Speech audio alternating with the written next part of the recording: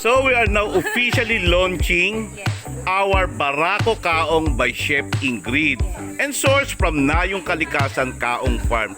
O Chef, paano ba ginawa yung ating Barako Kaong na yan? Yan, kasi most of the kaong na nasa grocery, these are only colored. Pero dahil we want to promote Barako coffee, so we incorporated it to flavor. And of course, color na rin our kaong, which is sourced from Nayong Kalikasan mismo.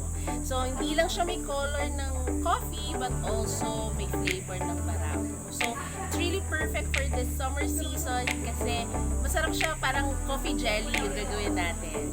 So, with iced coffee, tapos we also have coffee leche flan.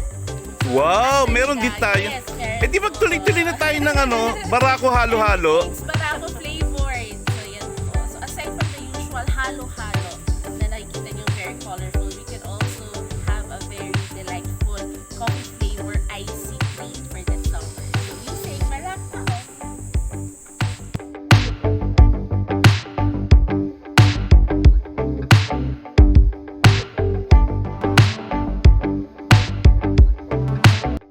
So here's the flower of kaong. So nagsisimula siya sa pamamagitan ng isang bulaklak dito sa mga kaong. After some time, ayan na siya, di ba? Meron ding bulaklak. After some time, yan na yun. Yan na ang kaong trees natin. Okay? So you have this kaong trees dito sa harap ng ating falls, Nayong Kalikasan Falls.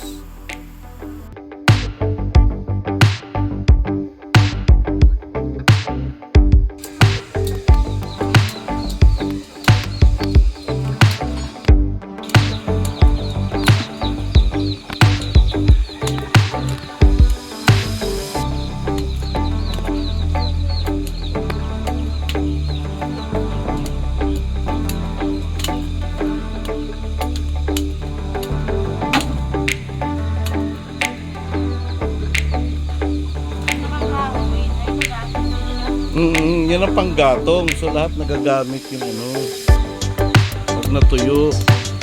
Tapos yung balat pwedeng gawing fertilizer.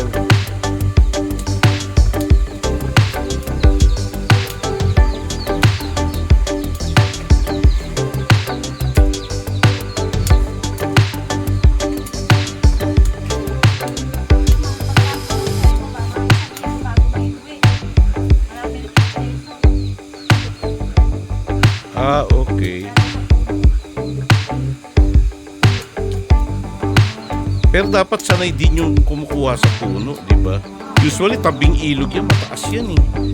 Paano nila inaakyat? Ano nila? Okay. So parang yun ang pinaka nila, hagdan.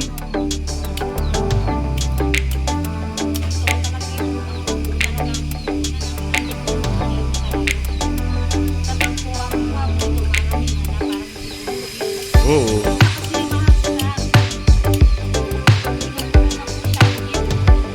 Mga ilang kilo ito nila, ilang kilo. At 300 kilos. Oh, para isang na, no?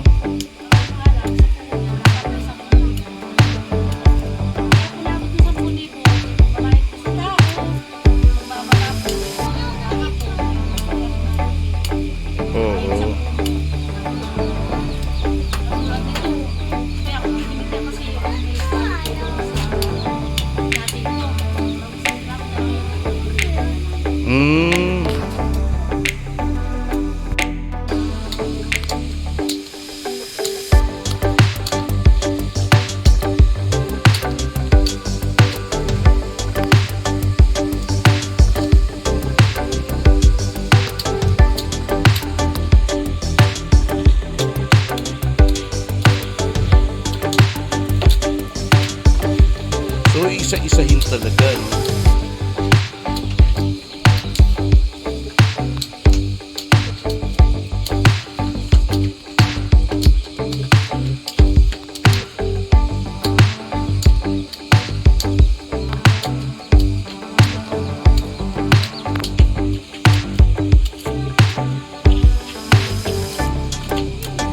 So sa pagninegosyo ng kaong, mga ilang taon ka na nagaganyan?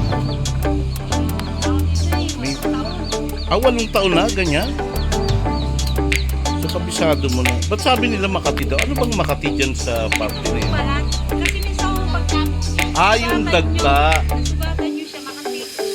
So ibig sabihin, pag hindi naman na balatan, hindi naman siya Makati. So ang talagang kati niya, yung sa dagta pala. Pero po ito pag nasa tubig, kahit walang Makati. Ginagawa nila. So 2 to 3 hours na palukukulaan ng ganyan. So gamit lang ang kahoy. So may parang kawa sila, hindi na kawa.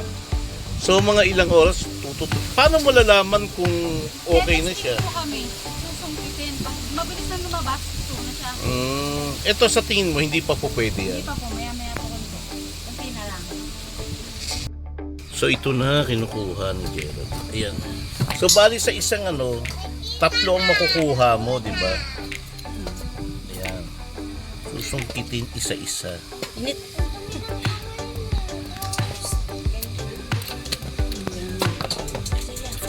Ay, ano siya?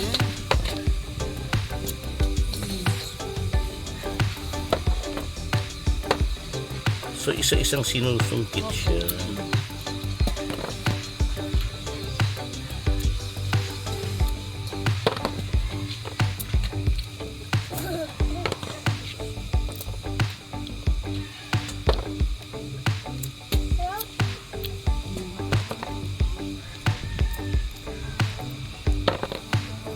So ayan na yung nasungkit, no?